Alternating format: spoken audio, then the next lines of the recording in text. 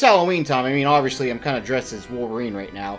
Except Wolverine doesn't wear Slipknot, but that's okay because Slipknot is the spoopiest kind of shirt that you can wear on Halloween. It's common math. So like everyone else on YouTube, I'm doing a Halloween special. Yay, special! Wolverine doesn't do that either. I mean, in Les Mis, he kind of did. But this holiday is all about the spoopiness, the cold, the horror, the video games, the horror spice video games that smell like pumpkins, the skeletons, the spoopy skeletons. There is a big difference. If you don't know the difference, you gotta read up on that. Spicy pumpkin skeletons that play video games outside in the cold. But instead of looking at like a recent horror game or another Five Nights at Freddy's video, I'm looking at you, Matt Pat. So instead, let's take a look at one of the most underrated and underappreciated PlayStation 1 era video games of all time. Medieval. Where you're a spoopy skeleton with no jaw and one eye. But it's fun. It's very fun. So the story goes that Sir Daniel Fortesque, or Fortesque, I don't really know if he's French or not. Is that even French? AKA the spoopy skeleton. So he went off into battle with the king's army to take down Sorcerer Zarok. Zarok wanted to make an undead army and take over the kingdom of Gallowmere. So the legend goes that Daniel killed Zarok before he succumbed to his mortal wounds. Or is it succumbed? That's a game. But that's not what really happened. You see, Daniel kind of sucks. Like, he sucks big time. He sucks big dinosaur wiener. Actually, how big are dinosaur wieners? Are they big? Are they small? So what had happened was, Daniel got killed by the first arrow fired in battle. That's it. Boom. Boom, boom, boom, boom. Zarok comes back and he raises an army from the dead to take the souls of the living.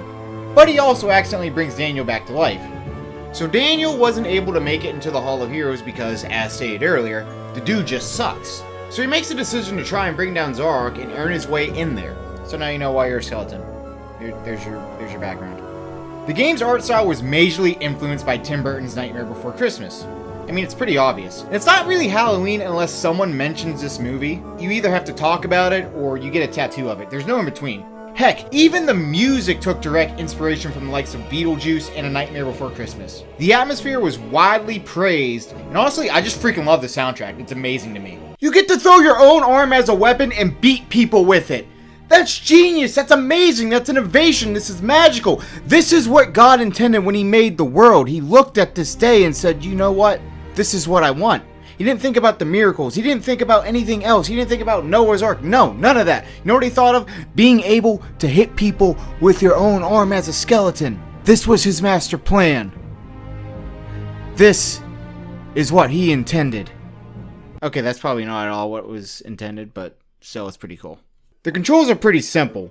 Sure, using the circle button to jump is a little weird, but I've seen games like Bloodborne and Neo use different control schemes, and you get used to it pretty quickly. Oh my god, I just did a Souls reference, I'm like everyone else. You kill everything around you, and there's a completion bonus to it as well. I'm the kind of person who literally likes to kill everything around me. There are no survivors. You see, there's these chalices that you can get as a completion bonus, and after the first few levels, there's even puzzles to figure out where they are. When it comes to dying, because let's face it, you're gonna die a lot, you have a chance to respawn back where you died if you have one of these here life potions. It's a cool mechanic that I wish more games would include, but I understand that some developers would want their games to be more difficult. Since, you know, everything's compared to Dark Souls anymore, so, I mean, why not? Medieval is just Dark Souls with skeletons. Wait. Another thing I like about this game is it's not always straightforward.